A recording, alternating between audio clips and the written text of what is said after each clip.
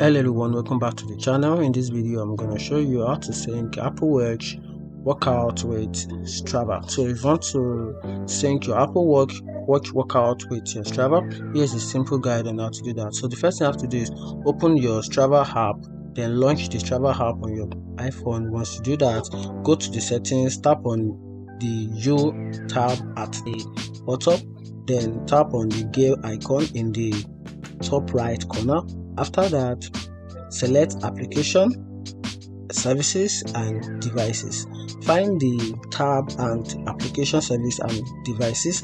Once you do that, tap the plus icon next to the health and tap on connect, and with that you will have to follow the prompt to log in your Apple Health account and authorize the connection.